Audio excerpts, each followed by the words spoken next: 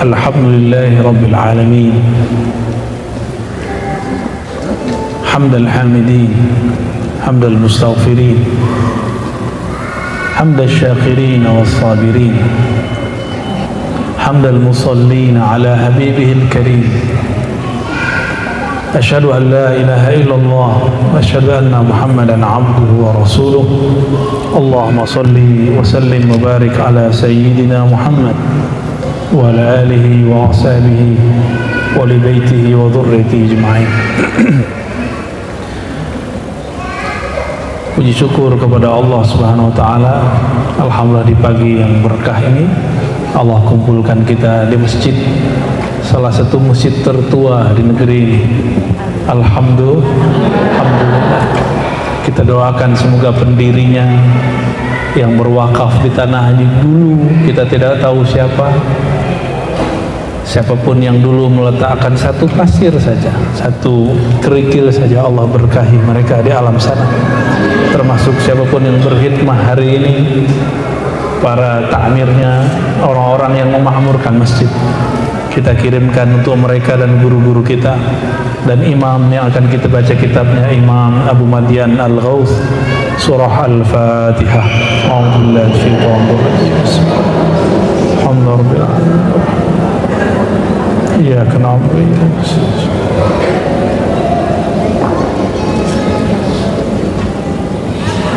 Semoga Allah membukakan kalbu pikiran kita berkah surah Al-Fatihah, surah pembuka. Ada orang bertanya mengenai umur. Kita sering berulang tahun di tanggal tertentu, benar nggak? Tapi orang-orang yang kenal Allah, dia berulang tahun di setiap nafasnya. Bukan hanya di tanggal dia lahir fisiknya. Apa kata Imam Abu Madian?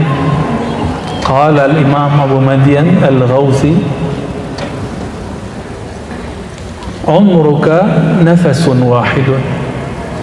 Umurmu itu bukan dulu kamu lahir tanggal, kalau saya lahir tanggal 21 sama dengan Kartini, tapi saya bukan Kartono ya.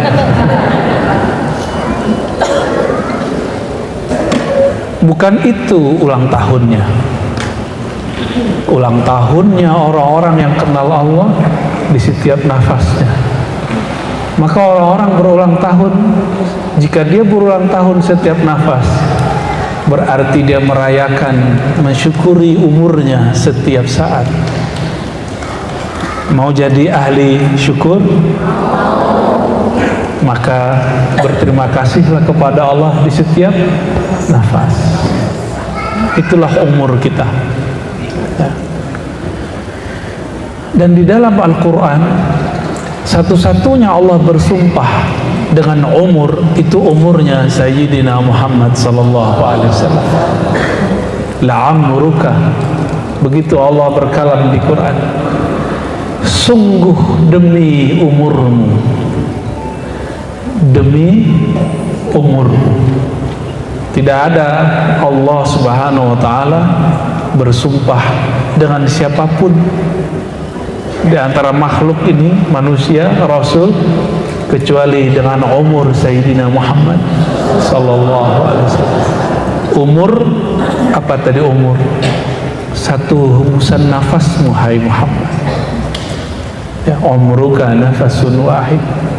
Maka jika mengikuti makna ayat itu, demi umurmu hai Muhammad, maka Imam Abu Madian mengatakan, demi satu nafas yang kau tarik, yang kau keluarkan, itu Allah bersumpah begitu ya. Maka keluarlah kalimat ini. Apa kemudian kalau sudah sadar kita bahwa umur itu satu hembusan nafas, naik dan turun, masuk dan keluar. Fajtahid ayyakuna laka la alaika, maka berusahalah nafas itu nanti menjadi penolong, bukan menjadi, kalau lawan penolong apa? bumerang, jangan jadi bumerang. Oleh karenanya Sayyidatuna Aisyah menyebutkan dalam hadis yang sahih bahwa kana Nabi sallallahu alaihi wasallam yadhkurullah ala kulli ahyani. Baginda Nabi Muhammad sallallahu alaihi wasallam selalu ingat Allah di setiap nafasnya. Kulla ahyani. Ahyan jamak dari hin. Hin itu waktu. Waktu itu adalah nafas kita. Jadi Nabi nafas naik, nafas turun. Itulah zikir yang disebut zikir anfas. Beliau selalu ingat Allah ketika menarik, ketika mengeluarkan. Pernah rep-repan nggak? Kecekek lagi tidur. Siapa yang nyekek? Itu bukan kiriman dari siluman, bukan sihir. Tapi itu Allah lagi kasih pelajaran. Nih, kalau orang sulit napas begitu. Maaf, ada yang asma nggak di sini? Tuh yang asma. Bener. Kalau lagi sesek gimana? Nggak bisa napas. Ada yang kena pandemi kemarin, kena virus, rasanya sakitnya. Saya setiap pandemi, ada berapa kali pandemi kemarin yang besarnya? 3. Tiga-tiganya Allah kasih saya hadiah. Hadiah nafas. Yang pertama, bangun-bangun kok sakit. Sakitnya bukan main. Ternyata Allah tegur saya. Dulu kami belajar namanya zikir nafas. Ada tekniknya, baca la ilaha illallah. Tapi saya sudah lama nggak mengamalkannya. Maka malam itu ketika nafas sedikit kayaknya sakit, masuk sedikit sakit, maka saya tobatlah malam itu, zikir istighfar, sholat tobat. Setelah sholat kita amalkan zikir anfas itu. Setengah jam berkeringat, sembuh. Alhamdulillah. Pas datang pandemi yang kedua, dipakai itu nggak bisa lagi, tekniknya sudah lain lagi. Datang yang ketiga, begitu lagi, lain lagi. Ternyata setiap zaman teknik zikir boleh berubah, tapi zikir ini nggak berubah. Dari dulu zikir la ilaha illallah, ya benar nggak? Allah Allah, hu Allah, Allahu. Itu bukan lagu India ya, Allahu bukan. Itu zikir. Lafaz Allah, coba baca Allah. Saya orang Sunda bacanya Allah. Ya, itu bukan, dia lam ketemu lam. Allah harus disambung, bukan mati deh. Allah. Ya. Secara huruf alif, lam, ha. Secara huruf 4 ya. Tapi ternyata lebih. Alifnya 1, lamnya 2. Setelah lam itu Allahnya panjang nggak? Allah. Berarti sebenarnya ada alif. Maka alif itu taruh di atas. Ada 4. Ditambah hu. Ya. Hu. Hu itu nama Allah juga. Ya. Apa dalil hu nama Allah? Hafal surat Al-Ikhlas? Hafal, bener? Ayo kita tes nih hafalannya. Kul huwallah. Katakan dia huwa. Waw itu tambahan, aslinya hu. Maka Allahu, wawnya tidak ditulis karena di depannya sudah ada. Sedangkan hu aja nggak ada depannya, maka ditambahkanlah waw. Maka jika aslinya zikirnya dikembalikan, wawnya hilang. Hu Allah, hu Allah, hu Allah. Coba sama-sama. Hu Allah, hu Allah, hu Allah, hu Allah. Sekarang baca Allahunya, hidupkan. Allahu, Allahu, Allahu,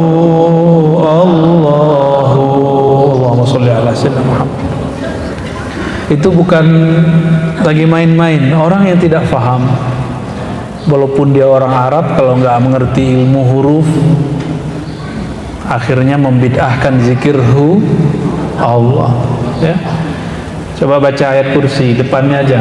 Allahu la ilaha illa hu. Ya. Hu, bacanya hu, jangan huwa, kecuali disambung. Panjang nggak hu-nya? La ilaha illa hu. Pakai nafas nggak? Maka nafas terindah adalah nafas yang ada nama Allah Subhanahu wa ta'ala. Ya. Kalau Allah tidak beri kita nafas, bisa hidup nggak? Maka hubungan kita dengan Allah sedekat kita dengan nafas. Coba nafasnya di mana? Kelihatan nggak nafasnya? Yang kelihatan hidungnya. Ya. Hidung mah kelihatan, nafas mah nggak kelihatan. Yang kembang kepis paru-parunya, rusuknya. Yang nafas nggak kelihatan. Nafas itu Allah gaibkan. Ya. Maka berusahalah setiap saat mengisi nafas dengan nama Allah. Itu Allah senang sekali. Allah ridha kepada orangnya.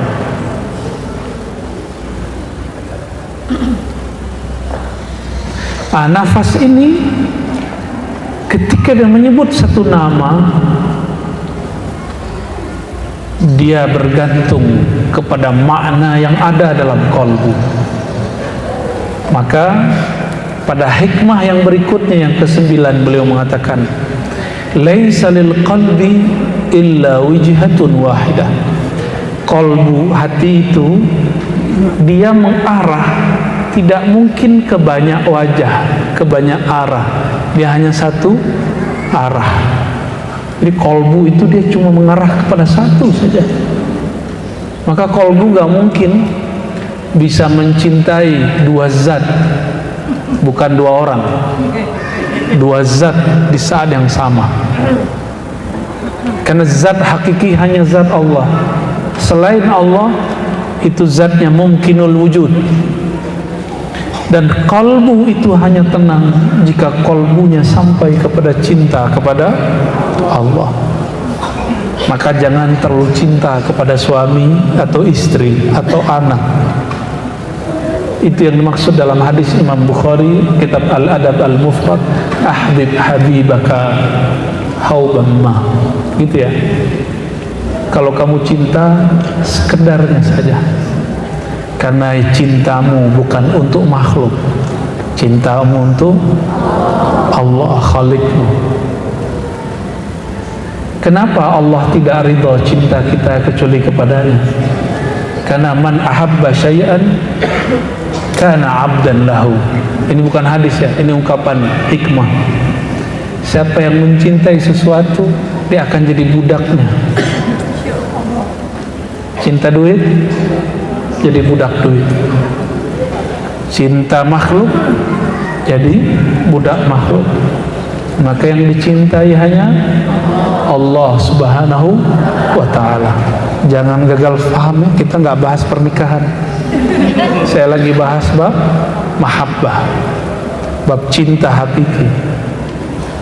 Dalam hadis-hadis ilhami, ini bukan hadis qudsi yang bersanad.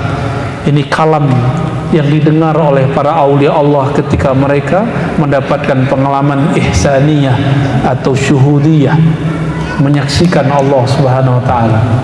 Bahwa Allah berfirman, kuntu kanzan makhfiyan, adalah aku perbendaharaan yang sangat unik dan tersembunyi. Kalau unik tersembunyi gak bisa dikenal.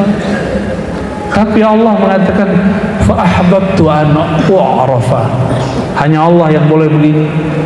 Lalu aku senang dikenal, aku senang kemasyhuran, aku senang apa tuh viral. Itu cuma Allah yang boleh.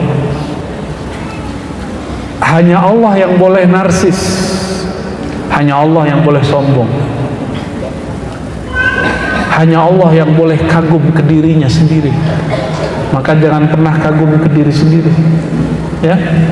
Jangan pernah kagum kepada diri, capek.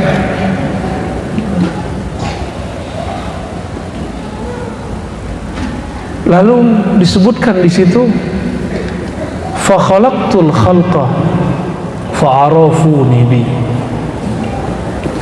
Lalu aku ciptakan makhluk. Siapa yang pertama diciptakan Allah? Nur Sayyidina Muhammad SAW. Fa'arafuni bi. Maka makhluk kenal aku karena aku mengenalkan diriku kepadanya. Makhluk kenal aku karena aku memberinya ilmu. Maka ulama tambah kenal kepada Allah, dia bertambah hilang rasa ilmunya. Apa kata mereka? Ini bukan ilmuku, ini ilmu Allah Subhanahu wa ta'ala. Jadi kolbu, dia hanya menatap ke satu arah. Kolbu hakikatnya tidak dapat mendua. Kalau dunia, dunia aja, Allah, Allah saja, makhluk, makhluk saja, khalik, khalik saja. Tapi kalau berhubungan dengan makhluk, dia bisa banyak. Cuma ketika Allah atau makhluk, pilih salah satu. Ingin hilang nggak lelah hidup? Ya, benar, beneran. Ya. Apa kata Imam bin Athaillah As-Sakandari? Anta hurrun min man anta aisun anhu. Engkau akan bebas merdeka, hatimu maksudnya, pikiranmu bebas merdeka. Dari siapa? Dari objek apapun yang hatimu sudah terputus darinya. Putuskan hubungan kolbu terdalam dari selain Allah Subhanahu wa ta'ala, maka pikiran kita ringan. Jadi apa yang membuat pikiran gak enak? Karena hati terkait dengan makhluk. Semakin banyak kaitnya, semakin digelisah. Kata ibu-ibu dulu, kalau anak sudah selesai kuliah, kerja, kayaknya enak hidupnya, nggak? Tahu-tahu udah selesai kuliah nggak dapat kerja, stres lagi emaknya. Datang ke ustadz nggak level, minta doain biar anaknya dapat kerja. Tapi ustadz doain aja. Kan malu datang ke ustadz minta doa. Ustadznya sendiri nggak kuliah, tapi ada kerjaan. Yang paling parah datang ke dukun minta kaya, dukunnya kere. Dukunnya jualan jimat biar kaya, tapi dia sendiri dompetnya zong. Kan nggak pakai akal sehat tuh, ya? Kita nggak anti dukun, karena ini ada yang lahir sama dukun kan, dukun beranak. Cuma karena dukun banyak, hati-hati pilih dukun, ya. Ini lagi rame bab dukun kan kemarin-kemarin. Jangan menghina dukun, karena jangan-jangan bapak kita atau kita lahir sama dukun. Ya, nggak boleh ikut dukun, ya. Semangat beragama jangan menghilangkan adab, karena adab itu adalah agama tertinggi. Baru paham dikit la ilaha illallah hajar orang, ya, merendahkan orang itu nggak baik, ya. Famatta tawajjaha ilaiha hujiba an ghairiha. Setiap kali kolbu menghadap kepada suatu objek, maka dia terhalang dari objek yang lain. Jadi kolbu kalau sudah melirik sesuatu, dia akan terhalang dari sesuatu yang lain. Ini cara gampangnya, kalau lagi main game, anak-anak kita main game di handphone, sapa, nyautnya, nggak denger dia. Ya, jangan dibanting handphonenya, kasihan handphonenya, ya. Kenapa?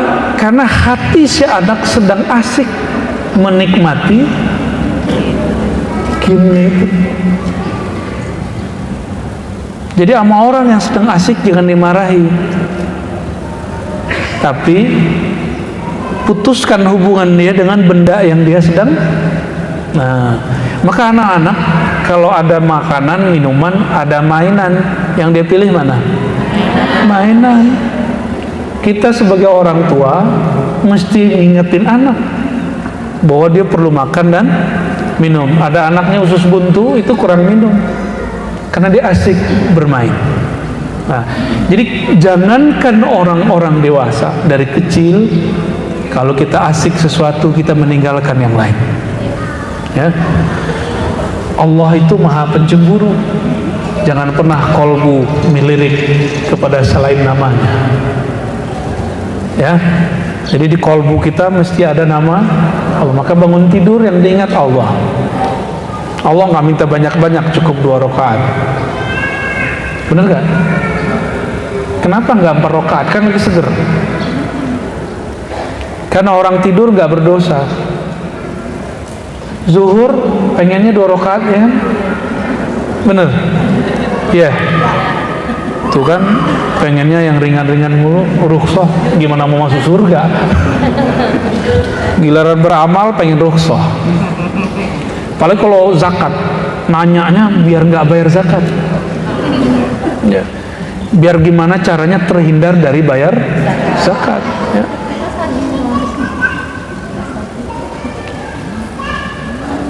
Iyyaka an tamila ila ghairillah fayaslubaka Allahu ta'ala lazzata munajatih.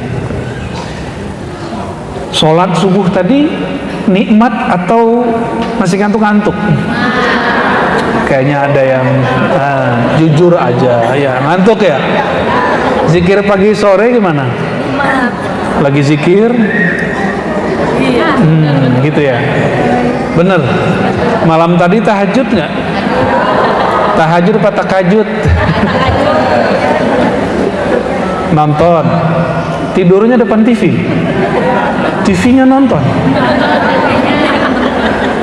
Kasihan ya, TV-nya nonton.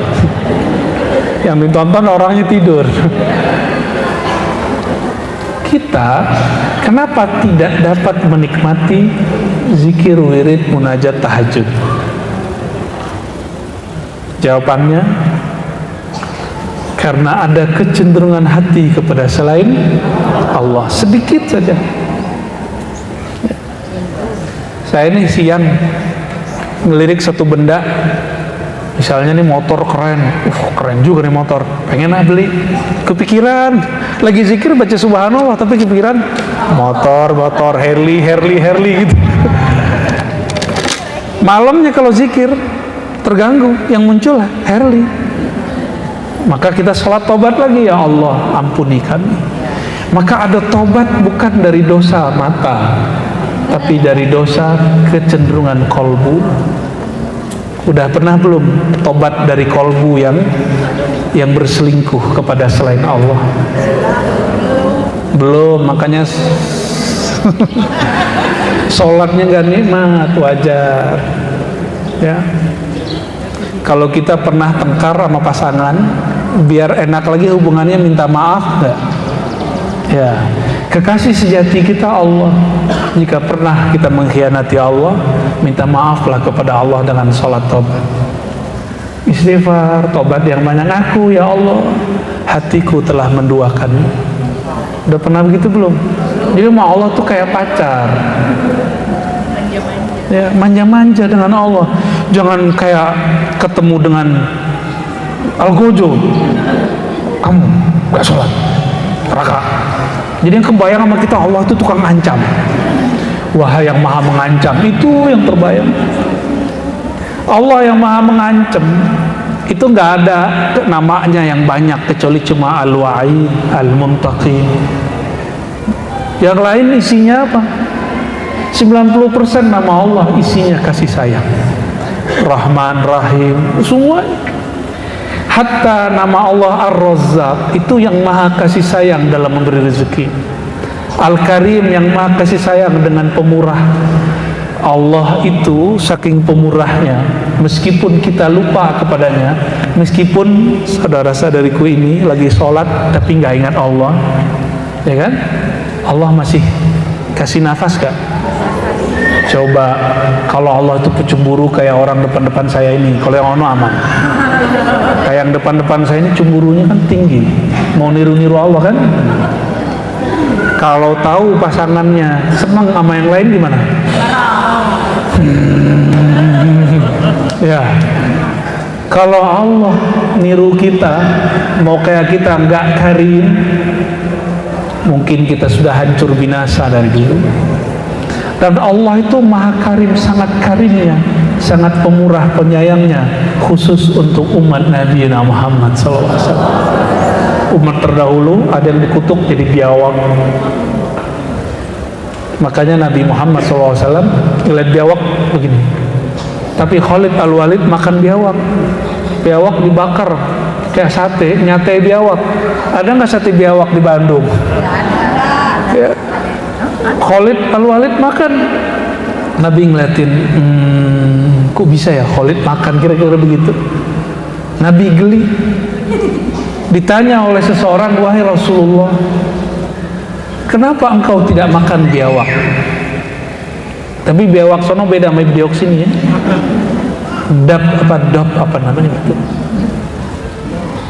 Rasulullah SAW mengatakan, dulu ada umat yang dikutuk jadi biawak. Tapi sebelumnya sudah ada biawak. Biawak itu setelah beberapa hari mati. Berarti ada orang dikutuk jadi ada lagi orang dikutuk jadi kera. Tapi sekian hari mati. Jadi biawak dan kera hari ini bukan keturunan Yahudi ya. Jangan kemudian ketemu biawak, itu Yahudi, jangan begitu. Nggak boleh, itu rasis. Orang Yahudi itu ada yang Muslim, ada yang musyrik, ada yang ngikutin agama lamanya, ada yang ekstrim, ada yang pluralis, ada yang toleransi, macam-macam mereka itu, bukan satu. Ya. Jadi kenapa kelezatan munajat hilang? Kata beliau, iyyaka an tamila ila ghairillah. Jauh-jauh jangan sampai hatimu cenderung sedikit saja kepada selain Allah. Kepikiran kerja aja. Jadi kerja itu cukup dijalani, gak usah dibawa ke sholat. Pikirkan tapi jangan kepikiran. Beda nggak? Kalau kepikiran tuh masuk ke hati, ke bawah mimpi. Teman kita naik, kita nggak naik. Teman kita laku, kita nggak laku. Teman kita viral, kita nggak viral. Apalagi ustadz, ini kayaknya ada para ustadz juga yang hadir nih. Ya, nggak usah cari viral. Cukup viralkan Sayyidina Muhammad SAW. Nabi Muhammad udah viral belum? Udah masyhur belum? Maka tidak ada sebenarnya kita memviralkan Nabi Muhammad SAW. Yang ada kita numpang viral dalam nama Nabi Muhammad SAW. Numpang masyhur nama Nabi Muhammad SAW. Nabi Muhammad SAW tidak hanya masyhur di YouTube, tapi masyhur di alam lain. Alam medianya pohon, alam medianya batu, hewan-hewan, di langit. Itu Nabi Muhammad SAW terkenalnya bukan main. Jadi kita nggak usah buat terkenal sendiri. Menumpanglah dalam kemasyhuran Rasulullah SAW supaya kita dikasih syafaatnya. Ya. Makanya Rasulullah SAW, kalau orang terkenal, artis gimana kalau lagi makan? Ketemu fansnya gimana? Udah foto gitu kan? Sama. Nabi Muhammad SAW karena di zaman itu nggak ada foto, itu pohon-pohon nyapa Rasulullah, terus pohonnya diluk. Assalamualaikum ya Rasulullah. Coba orang Bandung disapa sama pohon. Besok-besok aku jadi nabi. Aku adalah nabi. Al-Bandungi, Al-Gadungi. Gadungan itu namanya. Nabi udah selesai, nggak ada lagi nabi setelah Nabi Muhammad SAW. Cuma dapat pengalaman batin dikit, udah ngerasa jadi wali. Tunggu dulu, pengalaman rohani itu bukan tanda kewalian. Wali itu artinya al-arif billah, orang yang kenal kepada Allah Subhanahu wa ta'ala. Udah kenal, kalau kenal gimana? Pernah masuk bandara, bandara luar negeri, terus kenal sama orang yang punya bandara. Kita diperiksa nggak? Di imigrasi nggak ada periksa. Dia teman-teman nih kemana nih? Masuk langsung. Imigrasi akhirat itu pimpinannya Sayyidina Muhammad sallallahu alaihi wasallam. Orang yang nggak kenal dan gak dekat kepada beliau sallallahu alaihi wasallam nanti lama diperiksanya. Terus ngaku-ngaku, ya Rasulullah, aku umatmu. Rasulullah sallallahu alaihi wasallam nanti nanya, umatku dari mana? Buktinya apa? Termasuk yang hidung-hidungnya agak mancung ke depan, mukanya agak brewok, terus aneh Habib, aneh zuriat Rasulullah, aneh zuriat ente wahai Rasulullah. Apa kata Rasulullah? Benar kamu zuriatku, buktinya apa? Nanti Rasulullah minta bukti. Apalagi hidung kita yang pesek-pesek ini, gimana mau aku zuriat Nabi Muhammad SAW? Ya. Kalau habaib dilihat Nabi, hidung boleh, brewok boleh. Apalagi kalau kita muka-muka begini nggak meyakinkan, ngaku jadi Habib, jadi beb aja ya. Maka kita butuh penjamin. Butuh apa? Penjamin. Kami keluar dari Uzbek, teman saya pakai kopiah, tapi kopiah itu biasa dipakai sama orang Afgan atau orang Pakistan. Uzbek itu diapit oleh Rusia di utara, selatannya oleh Afgan. Afgan ini masih konflik. Teman saya pakai kopiah begitu. Kalau di kita kan biasa ya, tapi di Uzbek itu dianggap aneh. Saya pakai kopiah Uzbek, langsung lolos. 1 jam kita tunggu, teman kita ditahan di office. Kita lihat-lihat kok nggak muncul. Akhirnya teman kita yang bisa ngomongnya agak lancar tegas, mana my friend, mana my friend. Orang Sunda nggak bisa nyebut P ya, F ya. Akhirnya karena itu my friend, nah harus ada penjaminnya. Karena kita satu rombongan, your friend, oke, dikeluarin langsung, dikasih paspornya langsung. Harus ada penjamin. Sudah punya penjamin belum? Ketika masuk ke imigrasi alam barzakh, di sono ada jenderal malaikat namanya Munkar dan Nakir. Dia punya tongkat, macam-macam kita, makanya muka kita begini bisa bukan bonyok lagi, mungkin hilang sebelah kali ya. Munkar Nakir nanya, man rabbuka? Lidah mau jawab Allah, tubuh bilang enggak, Tuhanmu bukan Allah, Tuhanmu duit, Tuhanmu popularitas, Tuhanmu follower ya, apa? Follower. Tuhannya pengikutnya. Akhirnya ada juga yang ustadz, level ustadz, Tuhannya yang di dalam amplop enggak, dalamnya. Bisa rusak hati cuma karena agak tipis-tipis dikit ya. Dilupa tidak ada langkah yang dia langkahkan karena Allah untuk fisabilillah, kecuali satu langkah itu Allah bangunkan istana surgawi. Jadi tajir dia nanti di akhir. Tenang aja. Kalau orang kaya, orang baru kaya kependekannya apa? Orang kaya. OKB. Orang kaya baru. Kalau ke bendara, bajunya, dompetnya ditebel-tebelin kan, kartunya dibanyak-banyakin, udah nggak zaman ya kan. Kalau handphonenya 3, lumayan tuh. Celananya Masya Allah, itu yang celananya gede ke bawah itu ya, Allahumma sholli ala sayyidina. Supaya disebut orang capek loh. Supaya disebut supaya itu capek. Hindari sekarang mulai ya. Mau ngaji hikam, kurangi mengikuti kata orang di luar, mulai ngikutin kata batin. Kita nggak nyaman, jangan siksa badan. Orang-orang hari ini supaya hidungnya agak nonjol dikit diapain?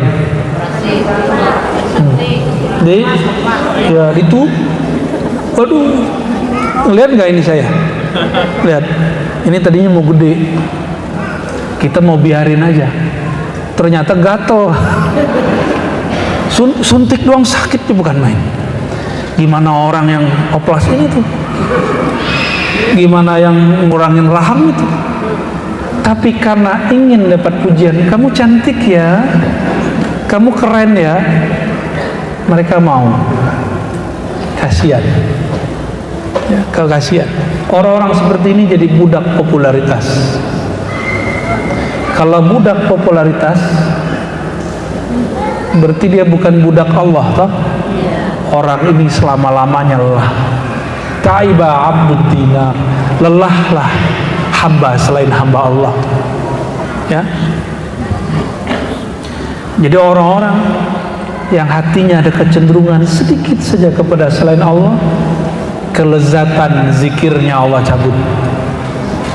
Fayaslubaka ladzata munajati. Murid Imam Abu Yazid datang kepada beliau. Imam Abu Yazid ini semasa dengan Imam Muslim, Imam Bukhari Muslim. Sering dengar? Imam Muslim wafatnya tahun 261 Hijriah. Sama dengan Imam Abu Yazid Al-Bustami. Kita sebut dengan Bayazid. Di Sunda banyak mama-mama itu disebut Mama Bayazid, Abu Yazid, Abu Yazid gitu ya. Di Bogor ada umurnya 130 ya, di Bogor kita udah ketemu beberapa kali. Pejuang dulunya, kolonel beliau, mungkin dulu pejuang berpangkat kolonel, wallahu a'lam. Itu namanya juga Abu Yazid. Imam Abu Yazid didatangi muridnya. Apa kata muridnya? Mungkin ini jawaban bagi siapapun yang bertanya di kolbunya. Pertanyaannya, ya Abu Yazid, wahai ayahanda Abu Yazid, kenapa ketika aku zikir rasanya tidak selalu menetap? Kadang nikmat, kadang tidak nikmat. Benar?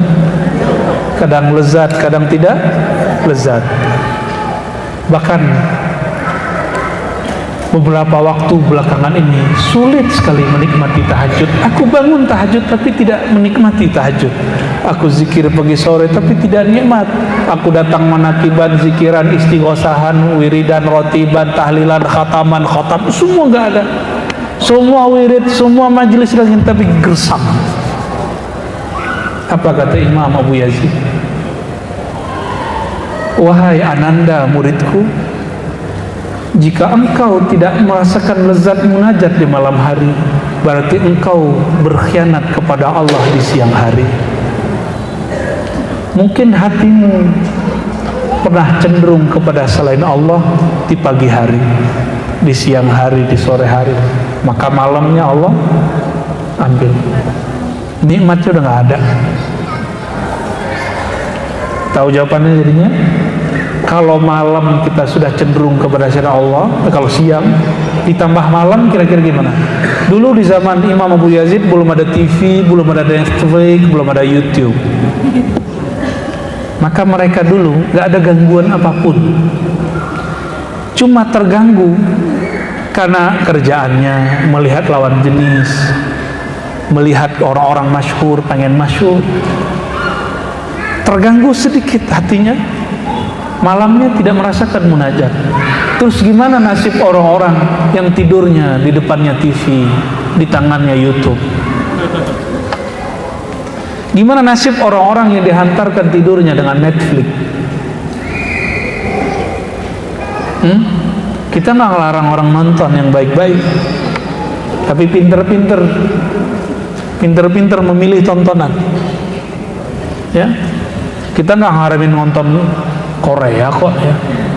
Apalagi Koreanya yang bajunya sopan-sopan, yang dulu-dulu kan banyak ya, yang di situ ada muatan-muatan pengetahuan, nggak ada masalah. Ya pinter-pinter. Allahumma sholli ala sayyidina Muhammad. Al-Basirah Tahqiqul Intiba, ini nanti kita jelaskan. Adarrul asya. Apa yang membuat kita terganggu? Ini zaman dulu belum ada sosial media, belum ada gadget. Sesuatu yang mengganggu batin seorang hamba kepada Allah dulu ada 3. Ini dulu. Jadi jangan heran, ini berlaku sampai hari ini. Kenapa ada teman kita tambah ngaji, tambah saklek, tambah ngaji, tambah dablek, ya, tambah ngaji, tambah teler, tambah ekstrim. Kenapa? Ternyata dari dulu sudah ada. Tambah ngaji, tambah gak waras, ngomongnya gak jelas. Ternyata dulu sudah ada. Kata beliau, adarrul asya, teman, guru, lingkungan yang paling berbahaya untuk kolbumu ada 3 yang paling, masih banyak. Pertama, suhbatu alimin ghafil, engkau berguru, engkau bergaul, mengikuti kajian guru, tapi kolbunya lalai kepada Allah. Kalau ketemu ngobrol dunia mulu, kontrak mulu, ya enggak? Udah ketemu belum? Ya. Wah, itu godaan begitu dahsyat, dahsyat sekali. Doakan kami diselamatkan Allah. Ya. Di surat Al-Kahf Allah berkalam, wala tuti' man aghfalna qalbah, jangan ikuti orang yang kolbunya kami buat lalai. Lalai dengan apa? Mainan-mainan duniawi. Dunia itu la'ibun walahun, benar? Main-mainan. Maka orang kemudian kolbunya teralihkan oleh mainan ngitung duit. Itu asik ya, bener. Nggak ada orang WA kita tapi seneng aja buka-buka WA, ya nggak? Nggak ada yang WA ngeliatin status orang di WA, bener? Bener ya? Ya kita semua lah tuh ngaku aja. Sebelum ngaku ntar sama mungkar nakir, ngakulah dong. Allah itu lebih senang sama hamba yang mengaku dari hamba yang ngeles. Orang ngaku itu disebut dengan tawab, yang bertaubat. Taubat itu pilarnya, 1 mengaku, yang kedua menyesali, yang ketiga berusaha menghentikannya. Itu disebut taubat. Apa aja taubat? Ngaku dulu, ngaku itulah istighfar. Ya Allah, ampuni dosa mataku, dosa telingaku. Hari ini akang-akang, AA matanya sudah liar belum? Atau liar? Udah. Nanti sholawat pasti nggak nikmat. Harus istighfarkan dulu sebelum sholawat. Kalau nggak nikmat nanti. Saya pernah mata ini nggak dijaga, mandang orang remeh. Paling ilmunya segitu doang. Jadi ujiannya mu'allim guru bukan maksiat syahwat semata. Di atas itu lagi ada ujian merendahkan orang. Makomnya paling segitu doang. Kayak kita makomnya tinggi aja ya. Habis itu kita sholawat nggak ada rasa, sholat nggak ada rasa. Habis sholat mikir-mikir, ya Allah kenapa? Bertanya ke dalam hati, hati ngomong, kau tadi memandang seseorang yang alim, tapi engkau merendahkan kealimannya. Maka ada namanya bertobat dari merasa alim, merasa berilmu. Udah pernah belum? Bertobat dari merasa berilmu. Itu tobat saya tiap hari. Ya Allah, ampuni aku karena merasa lebih alim. Maka cara saya menghindari debat. hindarin debat. Insya Allah. Tapi kalau orang datang ke depan ya kita nggak nolak. Lo jual gua beli.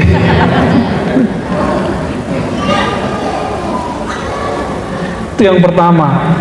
Jadi berguru tapi gurunya punya kolbunya lalai. Itulah asbabnya. Kenapa ngaji itu hambar. Akhirnya dulu saya masih ingat 5 tahun lalu saya buka pengajian di satu tempat. Kata ibu-ibu, Ustadz jangan serius, wajahnya seru sama. Ya Allah, emang wajahku serius. Ustadz tuh yang ceramah tuh yang bikin kita ketawa kayak. Baik bu, ibu mau nangis ya gitu. Masa sih lebih asik nangis bu daripada ketawa, karena ketawa mengeraskan kolbu, tapi menangis melembutkan kolbu. Benar, kita ngaji hikam, penutupan hikam kita bawa zikir dan muhasabah. Alhamdulillah. Besok-besok nggak saya kasih tiap minggu, kasihnya sekali sebulan. Ya. Kenapa? Karena dulu nantang begitu, biar dia rindu mencari ilmu zikir kemana-mana. Alhamdulillah. Ya. Jadi nggak mesti ngaji itu ketawa-ketawa. Ngaji yang dahsyat itu yang bergetar di kolbu, merinding di bulu roma. Itu baru kajian yang mengingatkan kepada Allah Subhanahu wa ta'ala. Jadi lawan kebalikan ini siapa? Bergurulah kepada orang alim. Gak cukup alim, gak cukup bergelar, gak cukup disebut kiai ajengan. Dia kolbunya mesti makmur dengan nama Allah. Itu sebabnya guru-guru kami melarang kami dulu ceramah sampai kami sering berkholwat. Apa arti berkholwat? Di saat orang-orang sibuk dengan dunia, kolbu kita bersama Allah. Karena belum sanggup, sama badan-badannya dikholwatkan, dipisahkan dari teman, disuruh 40 hari berwirid. Itu latihan. Itu bukan pengalaman rohani, itu cuma latihan rohani. Kalau pengalaman rohani nggak banyak yang saya ceritakan. Yang saya ceritakan cuma yang boleh diceritakan, seperti mimpi ketemu Rasulullah, itu boleh diceritakan. Tapi pengalaman-pengalaman yang lain kita keep, itu rahasia saya dari Allah Subhanahu wa ta'ala. Berarti bergurulah kepada alim zakir, alim yang berzikir kalbunya. Ya. Dan ciri-cirinya biasanya orang alim ini punya guru ahli zikir. Punya guru ahli zikir. Dan biasanya mereka beradab hormat kepada guru-guru ahli zikir. Yang kedua, sufi jahil. Jadi ada sufi jahil, ada sufi yang arif. Sufi jahil, pakaiannya pakaian sufi, tapi dia tidak mengenal hakikat kesufian. Cuma pakaian doang, gaya doang, kemana-mana bawa tasbih. Ya, kemana-mana gayanya gaya syekh, gaya habib. Tapi dia lupa dengan esensi. Sufi itu bukanlah gaya baju, bukanlah model sorban, bukanlah berapa puternya sorban. Yang di depan saya sedang merasa nih mantan nih. Dulu dia kalau punya sorban, masya Allah sepanjang dunia akhirat. Berapa tingkat dulu sorban antum? Setingkat 7 langit dan bumi. Naik angkot pakai sorban, masya Allah, ya akhi, tabarakallah. Tapi itu pengalaman. Dia sekarang kalau ngeliat temannya begitu, dia senyum, mentertawakan dirinya sendiri. Bukan ketawain orang lain, ya, ketawain dirinya sendiri. Enggak apa-apa. Tapi saya punya guru mengharamkan pakai sorban di negeri yang nggak pakai sorban. Namanya Kiai Ali Mustafa Yaqub, imam besar Istiqlal yang lama, Allah yarham, yang sudah wafat, ahli hadis. S1 S2 di Saudi. Pulang-pulang nggak serbanan. Dulu saya kira ahli hadis itu kemana-mana pakai gamis, pakai serban, terus wajahnya agak sangar. Ternyata ketemu Sarung Khan. Saya nunggu 4 tahun khatam baca kitab dengan beliau, nggak pernah pakai gamis. Beliau ada cara diundang ke Maroko, pulang-pulang bawa gamis dari Maroko. Hari raya pakai baju koko, sarung Jawa, sarung Pekalongan, luarnya pakai gamis mana? Gamis Maroko. Ya Jawa-Jawa juga, luarnya doang gamis. Terus ngomong beliau, anak saya waktu itu pakai gamis. Namanya Hisham. Hisham, Mbah punya gamis belasan, nggak pernah dipakai katanya. Padahal sekian tahun di Saudi. Dulu gak banget. Saya ahli hadis tuh mesti bergamis. Ngimamin sholat mesti bergamis dulu. Ternyata baca Sahih Bukhari, Nabi punya pakaiannya 2 potong, atas bawahan. Maka baju begini bukan baju Kiai Jawa. Atas bawahan itu emang Nabi contohkan. Style fashion itu budaya, tapi menutup aurat syariat. Bisa bedakan? Coba ulangi. Style, model, apalagi fashion, apalagi tuh? Pesek. Itu budaya. Tapi kalau nutup aurat itu syariat. Paham? Ya? Modelnya apa aja boleh. Yang penting nutup, tidak transparan, tidak ketat, tidak menyerupai lawan jenis di negerinya. Nah, di Arab kan juga ada gamis ibu-ibu, ada gamis bapak-bapak, ya enggak? Jangan salah pakai loh, ya. Jangan salah pakai baju gamis ibu-ibu, Pak. Allahumma sholli ala sayyidina. Sufi jahil, sufi yang cenderung kepada 2 hal. Satu, performan. Yang kedua, kesaktian dan khayal-khayalan. Kesaktian dan itu bukan sufi. Jadi dulu di kampung istri saya itu kaget karena saya belajar tasawuf. Loh, kok suamimu belajar tasawuf? Nanti gila, nanti nggak mau makan muteh gitu. Enggak, saya makan daging, hobi malah makan daging. Dulu hobi daging kambing, sekarang hobinya ikan mulu. Nggak tahu besok hobinya apa lagi. Ya, nggak ada tuh. Mutih dulu cuma 40 hari. Itu pun nggak mutih mutlak. Hari ke-21 kami makan daging. Karena tubuh kita kalau nggak makan daging lebih dari 20 hari, dia akan menggerogoti bagian sumsum tulang. Jadi bagi yang istilahnya orang yang makan sayur-sayuran itu, ya kalau nggak mau makan daging merah, daging putih, yaitu ikan di hari ke-21. Ini pesan Maulana Imam Khalid Al-Baghdadi Ad-Dimashqi, wali Allah, imam yang berpesan. Silakan dibuktikan secara kedokteran, mungkin ada pembuktiannya. Maka kami dulu kalau berkhalwat 40 hari, hari ke-21 kami sembelih kambing, pesta kambing kita. Ya.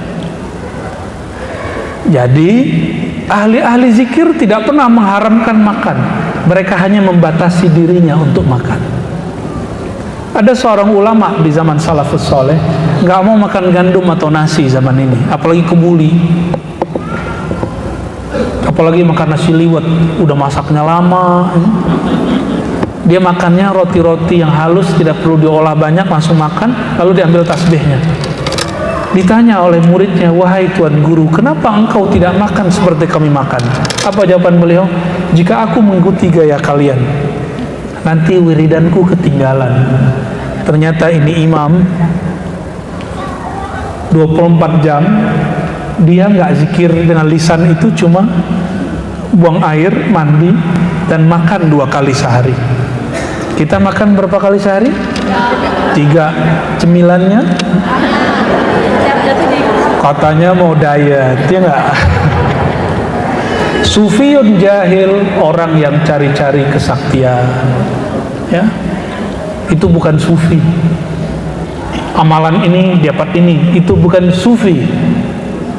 Sufi itu apapun amalannya tujuannya ingin mendekat kepada Allah Subhanahu wa ta'ala, itu baru sufi, bukan pakaian.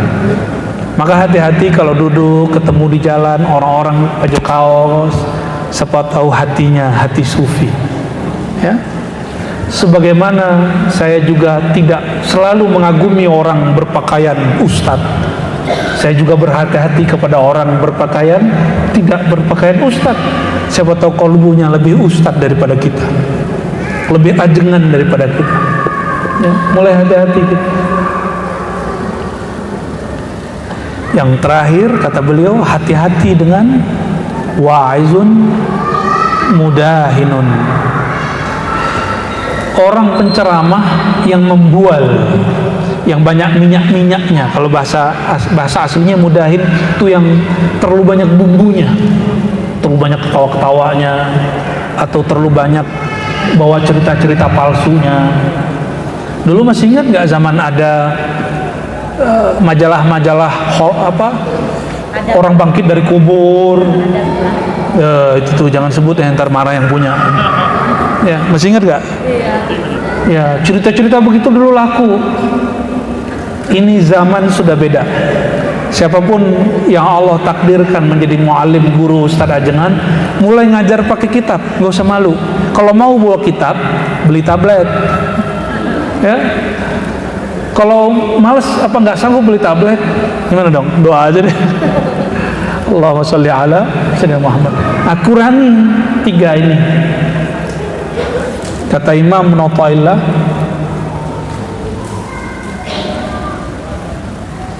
la tashab, tidaklah usah engkau bergaul, berguru, bersuhbah, sohbet dengan orang la yadullu ala Allahi maqaluh, yang kata-katanya tidak membimbingmu kepada Allah, tapi malah membuat hatimu tambah keras. Hari ini banyak orang tambah hijrah, hati tambah keras, tambah tengkar dengan pengurus masjid, masuk masjid jadi juri, merhatiin celana orang. Kasihan ya. Tambah hijrah, tambah jauh dari saudara-saudaranya. Apa kata orang tuanya? Jangan ganggu kami, ini amalan orang tua kami. Kata dia, dibawalah satu ayat. Ayat ini turun untuk nenek moyang orang Quraisy yang kafir, bukan nenek moyang yang muslim. Apa kata dia? Idza qila lahum ittabi'u ma anzalallahu qalu bal nattabi'u ma wajadna 'alaihi aba'ana. Dipakai ayat di surat Luqman, surah Al-Baqarah. Untuk orang kafir digunakan untuk nenek moyangnya muslim. Kalian ini seperti orang kafir Quraisy, diajak mengikuti Allah dan Rasulnya, kalian mengatakan kami ikut nenek moyang. Ada yang begitu ngomong? Banyak yang begitu? Ya. Dia lupa nenek moyang kita bukan musyrik, nenek moyang kita muslim. Ayat itu untuk orang musyrik. Jadi tidak semua nenek moyang itu musyrik. Jangan pakai ayat sesuka, mentafsirkan ayat sesuka. Falitabawwa maq'adahu minan nar, siap-siap tempatnya di neraka. Ya. Sudah cukup? Mau Jumatan toh? Saya juga mau Jumatan soalnya. 2 pertanyaan. Oke. Baik. Tambah katanya. Dapat berapa hikmah nih? 1, 2, 3, 4. Tuh, borong kan? Biasanya satu majelis saya cuma jelasin 1 atau 2 hikmah. Alhamdulillahirabbil alamin. Silakan diatur MC. Ya, Ustaz.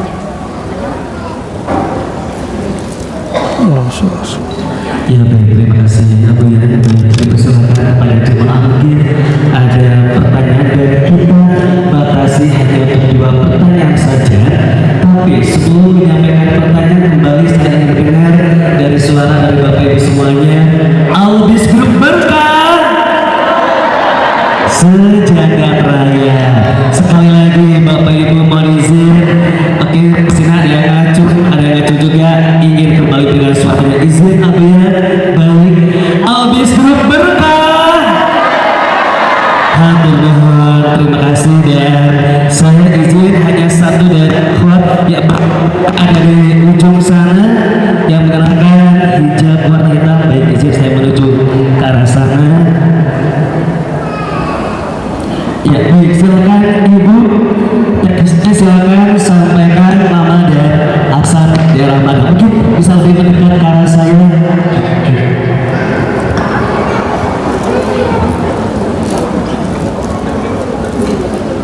Assalamualaikum warahmatullahi wabarakatuh. Ya. Terima kasih ada di kesempatan hari ini. Ada pertanyaan yang saya ingin tanyakan yang berhubungan dengan kolbu kita, dengan ruh kita yang sering Abuya bahas. Mungkin ini berhubungan dengan akidah. Bagaimana agar kolbu kita khusyuk di saat ibadah di negeri yang dimana sekarang firqahnya bukan aswaja. Terima kasih ya Bu ya.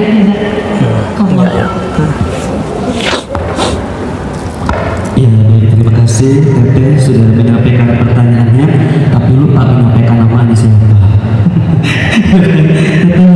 Terima kasih. Dan kita akan langsung menuju ke pertanyaan kedua. Ya, pertanyaan yang kedua, izin. Oke, bismillahirrahmanirrahim. Oke, Bapak, biar kompak Bapak izin bawa tangannya 1, 2, 3, cuy. Ya, boleh mungkin yang sebelah tengah.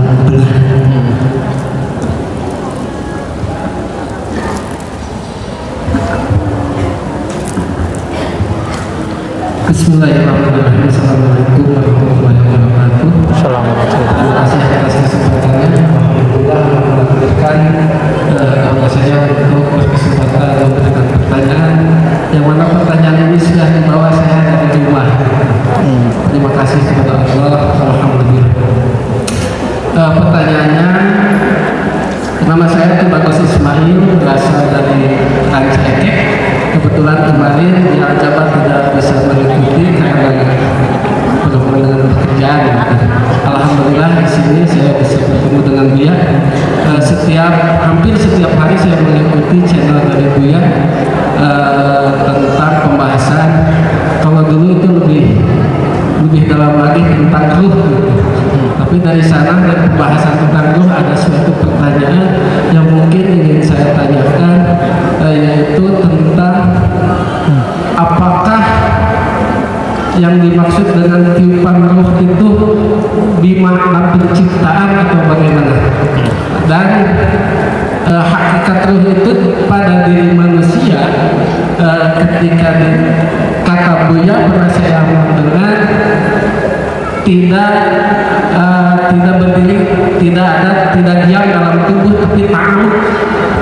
Dari sana saya ingin lebih jelasnya lagi penjelasan tentang ta'aluknya ruh terhadap jasad. Baik. Ya, terima kasih. Wassalamualaikum warahmatullahi wabarakatuh. Assalamualaikum warahmatullahi wabarakatuh. Yang pertama tadi, bagaimana kita beribadah di negeri yang tidak ahlus sunnah wal, bisa berarti syiah atau wahabiyah. Kayaknya yang kedua ya. Nggak ada masalah. Ahlus sunnah itu sangat fleksibel, tidak saklek. Makanya di Ahlus Sunnah ada banyak mazhab. Mazhab itu bukan buatan imam, tapi itu anugerah dari Allah diturunkan kepada Rasulullah, lalu disusun oleh para imam, bahannya semuanya dari Rasulullah SAW. Ya, jadi Imam Syafi'i bukan buat agama baru, dia hanya rapikan hadis untuk membantu umat, karena Rasulullah SAW membantu umat. Coba di Quran ada nggak cara sholat? Ada nggak cara sholat? Dimulai dari takbir, cara ngangkat takbir ada nggak? Nggak ada. Mesti baca hadis. Coba baca hadis. Ketemu nggak di hadis cara sholat dari awal sampai akhir satu hadis? Nggak ada. Mesti gabungan banyak hadis. Maka para imam ini mengumpulkan dari gurunya. Kan imam nggak ketemu Nabi juga. Imam Syafi'i ketemu Imam Malik, Imam Malik ketemu Imam Nafi, Nafi ketemu Abdullah bin Umar.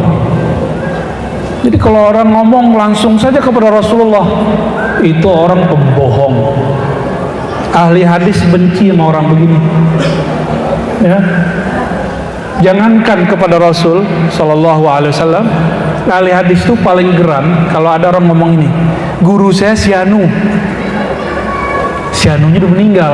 Ditanya, kamu lahir tahun berapa? Kapan ketemu Sianu? Ternyata dia klaim itu berguru kepada si fulan, orangnya udah meninggal. Sekarang ada orang mengatakan langsung saja kepada Rasulullah. Rasulullah wafat tahun 11, dia hidup 1444. Mungkin nggak langsung ke Rasulullah? Nggak mungkin. Ternyata maksudnya langsung baca buku. Padahal buku itu ditulis oleh imam yang berguru, ya. Jadi nggak ada masalah. Nah, nanti konsultasi kepada ustadznya ketika hendak berangkat umroh kah, atau sedang melancong ke Iran, nggak ada masalah. Sangat fleksibel, ya. Kita nggak mesti kunut tiap subuh toh, ya. Boleh nggak kunut, ya. Saya kan begitu. Istri saya aliran kunut. Kita banyak kunut, tapi ketika dia lagi demen nama kunut, saya lupa, pura-pura lupa kunut. Bukan niat saya ngamalin hadis yang tidak berkunut. Kalau lupa sujud sahwi, tapi kalau niatnya mengikuti hadis tidak perlu sujud sahwi. Beda babnya. Nah, sama. Ini yang salah paham banyak orang, katanya mazhab Syafi'i sentuh suami istri batal. Enggak, kalau lagi di Mekah, lagi kita tawaf manasik, tidak batal. Itu penjelasan Imam Syafi'i berdasarkan hadis-hadis.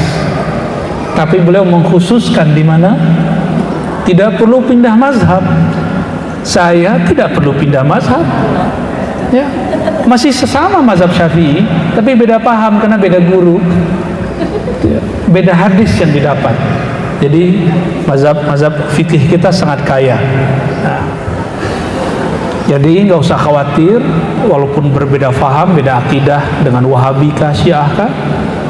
Para imam kita sepakat mengatakan sholat di belakang ahli bid'ah itu sah. Salatu khalfal mubtadi' sahihah. Salat di belakang ahli bid'ah sahih, sah. Jadi tidak perlu diulang salatnya. Nikmati aja. Ya. Yang kita sembah kan bukan imamnya.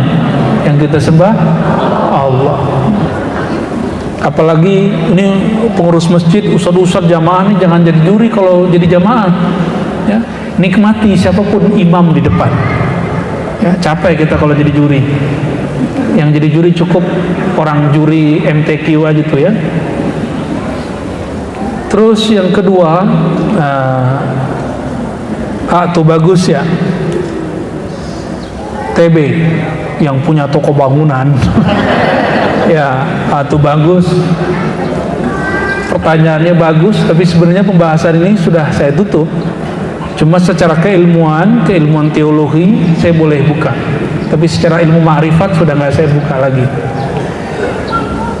Mengenai apakah ruh dihembus sama dengan dicipta, bahasa Arab dihembus nafakho, bahasa Arab mencipta kholako, beda nggak? Beda. Yang membedakan siapa? Allah. Maka kita juga membedakannya. Di mana-mana saya sampaikan ayat ini, surat Shad ayat 72, 71, 72 terus ya. Inni khaliqun basharan min tin. Sungguh aku ciptakan manusia, aku cipta manusia dari tanah. Cipta dari tanah. Nafakhtu min ruhi. Aku tiup dari hembusanku. Lain, kalau tiup hembus nafakh ruh, kalau khalaq tanah. Sudah bisa membedakannya? Ya, kata orang Malaysia, membezakannya. Ya, beza. Di kampung saya membesakannya. Beda S dan Z. Ya. Dulu tahu bahasa lama itu. Allah menyebutkan bahwa ada yang dicipta, ada yang dihembus. Terus kenapa orang-orang hari ini yang ngakunya ahlus sunnah menyamakannya? Berarti dia kurang ahlus sunnah. Kurang ahlus sunnah. Pakai logika filsafat. Loh, filsafat itu diimpor oleh Al-Farabi dari Aristoteles. Itu bukan orang Garut itu ya, bukan orang Bandung juga, itu bukan. Aristoteles dia buat logika untuk berdebat. Al-Quran bukan untuk berdebat, maka logika itu nggak berlaku. Apa logikanya? Kalau tidak dicipta, mencipta dong. Kalau tidak makhluk, kholik dong. Itu falsafah. Saya juga dosen filsafat 7 tahun, ngerti juga yang begitu-gitu. Enggak, jangan terjebak. Jangan terjebak di bagian itu. Oke? Allah mengatakan apa? Aku cipta manusia dari tanah. Setelah sempurna penciptaannya, aku hembuskan. Jadi penciptaan itu dari tanah. Kalau hembusan dari ruh. Ruh bukan zat. Ingat, ruh bukan zat. Jika ruh tidak menempati tubuh, apalagi Allah. Jika ruh nanti meninggal, tidak ada yang tersisa dari ruh di badan. Coba potong kuku, ruhnya kepotong nggak? Enggak. Coba buang nafas, ruhnya keluar nggak? Enggak. Apabila Allah meniupkan ruh, bukan berarti ada zat yang berkurang dari zat Allah. Itu ajaran sesat. Itu kalau ilmu akidah itu ngomong sesat salah. Dalam ilmu tasawuf nggak ngomong begitu. Kurang tepat, sangat tepat. Baik, kurang baik. Nah, saya cuma ngomong nih, saya tinggalkan bab debat. Ya, orang yang mengatakan kalau ruh tidak dicipta berarti dia pencipta, itu orang kurang tepat memahami Al-Quran. Ya, Al-Quran filsafat, pilih mana? Nah, Al-Quran membedakan khalaqa dengan nafakha. Lalu ada orang nyamainnya. Ikut yang mana? Ikut filsafat orang itu atau ikut Quran? Ya. Maka ulama kita, kata ruh di dalam Al-Quran itu puluhan. Kadang berarti jiwa, kadang berarti rahmat, rauh, kadang berarti amrullah, rahasia Allah, kadang berarti wahyu, Quran, macam-macam di Quran. Kalau ada orang mengatakan ruh itu dicipta, di Quran dikatakan auhayna ilaika ruham min amrina, aku wahyukan kepadamu ruh. Jika ada orang mengatakan ruh dicipta, dia sudah membatalkan akidah Ahlussunnahnya bahwa Al-Quran wahyu, ruh Quran tidak pernah dicipta. Ini ada Ustadz Ahlussunnah ngakunya, Singa Aswaja ngakunya yakin Quran tidak dicipta, tapi bahas ruh gagal. Apa kata dia? Ruh dicipta. Dia lupa, ini tanda nggak hafiz Quran juga, bahwa di Quran ada lafaz ruh, maknanya Quran. Auhayna ilaika ruhan min amrina, sungguh kami utus kepadamu ruhan, kami kirim kepadamu ruhan, bisa berarti Jibril. Kalau Jibril dicipta, benar. Kalau wahyu, kalamullah nggak dicipta. Jadi ruh ini arti yang mana? Maka datanglah orang Yahudi ngetes Rasulullah SAW, bertanya tentang ruh. Apa kata Allah? Kulir ruh min amir Rabbi. Katakan itu urusan Tuhanku, bukan urusan kalian. Kalian tidak beri ilmunya kecuali sedikit. Sering kita sampaikan ini sebagai penutup. Kalau orang kaya Bandung ngomong sedikit, itu berapa miliar?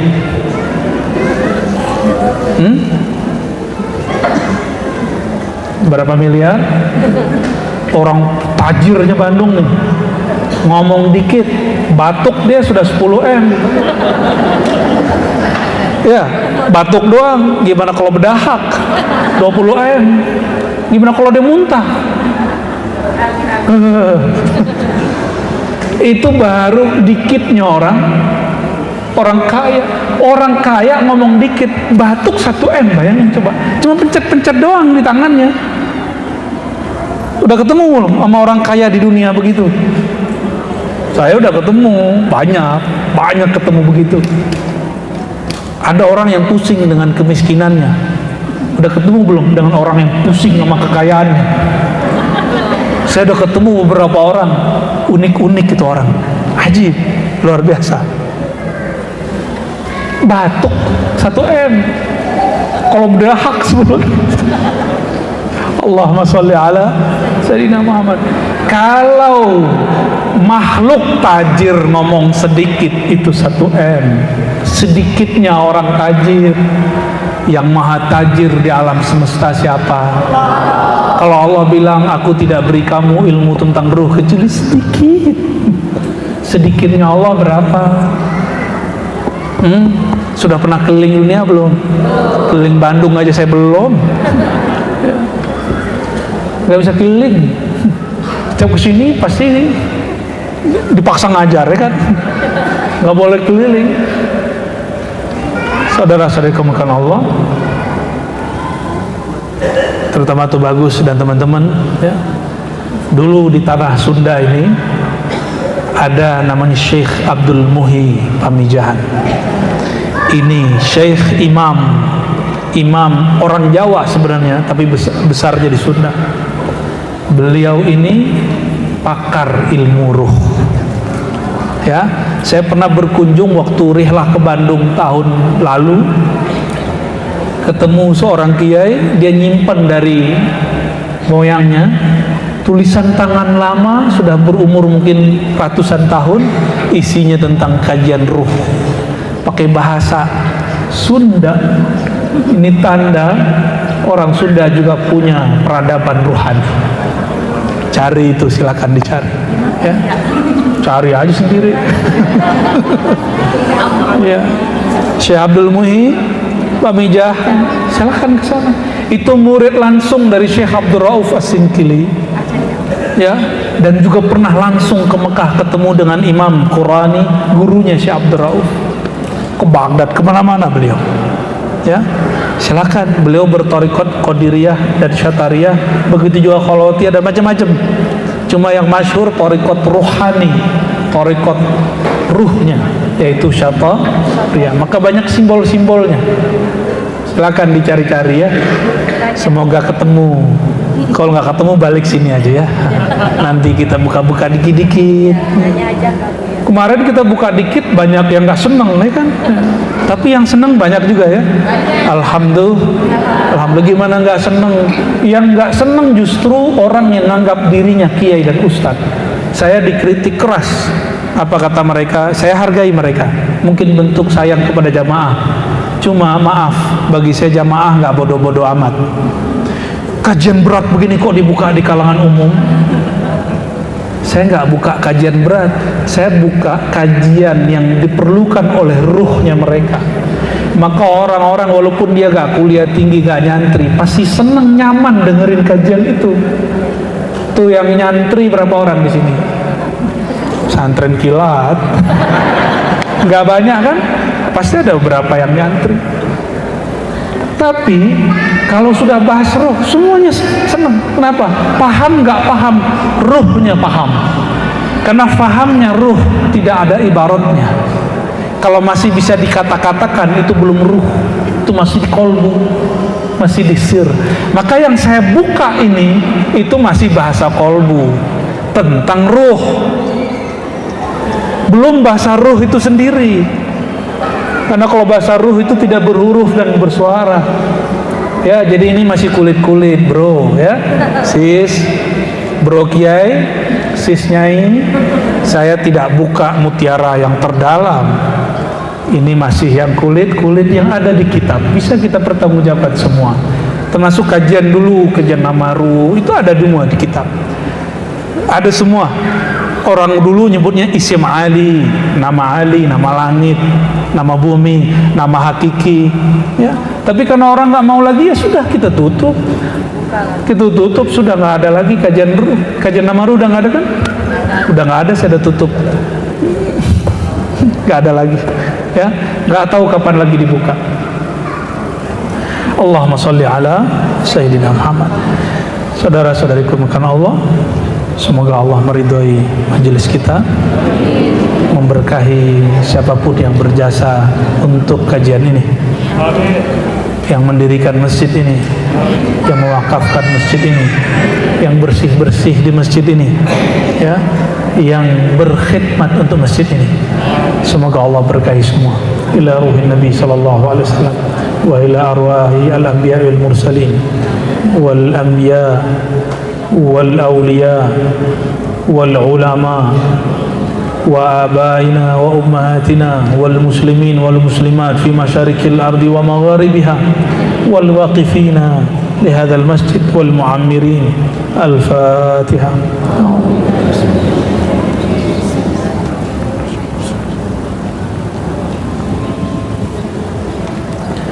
إن الله وملائكته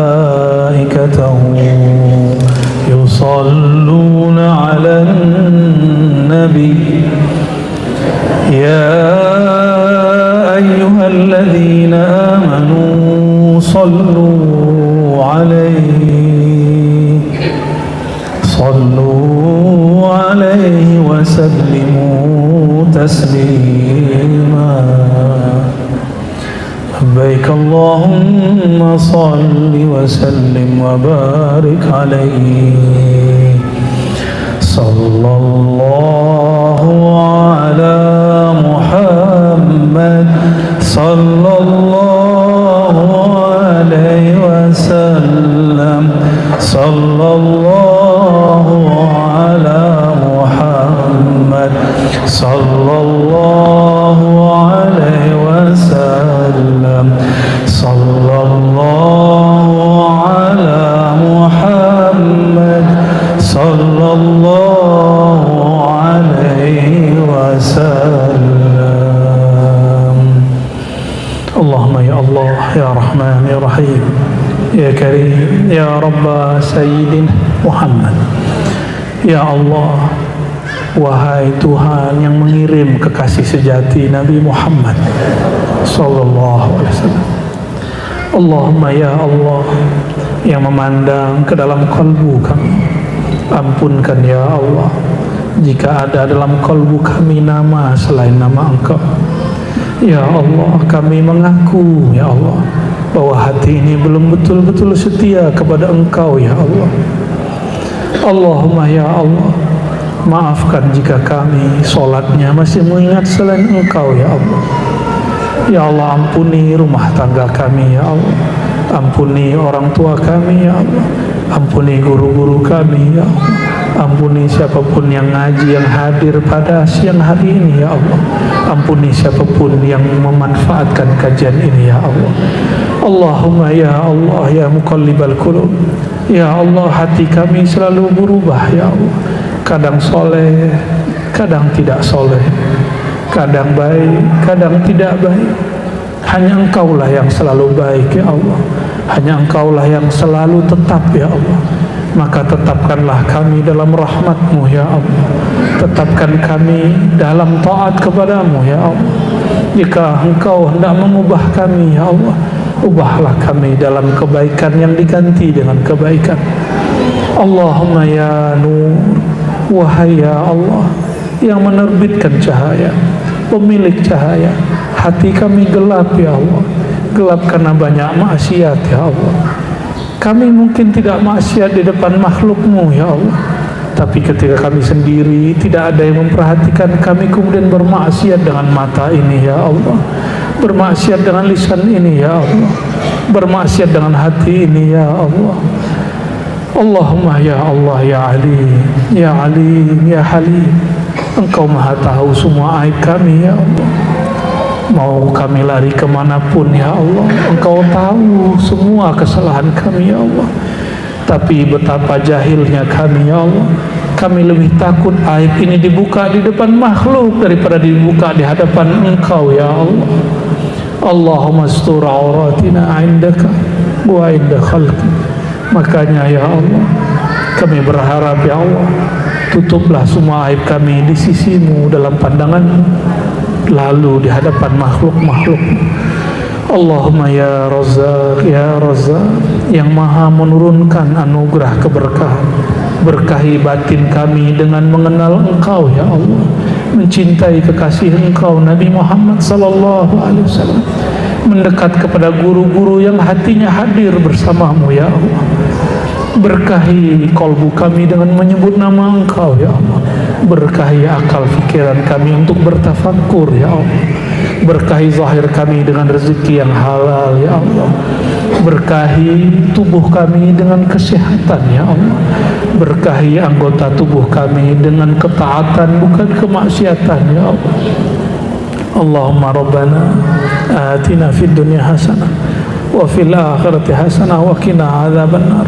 Ya Allah, kami memohon kebahagiaan di dunia ya Allah, kebahagiaan di akhirat ya Allah, bihaqqi sayyidina Muhammad sallallahu alaihi wasallam, dengan kemuliaan baginda Nabi Muhammad sallallahu alaihi wasallam. Sallallahu ala Muhammad sallallahu alaihi wasallam. Sallallahu ala Muhammad sallallahu alaihi wasallam. Sallallahu ala Muhammad sallallahu alaihi wasallam. Sallallahu ala Muhammad sallallahu alaihi wasallam. Terima salat kami wahai Rasulullah, jawab salam kami wahai baginda Rasulullah. Assalatu wassalamu alaika ya sayyidi ya aba ruhi ya Rasulullah. Alhamdulillah rabbil alamin. Demikian dari kami, semoga Allah ridha.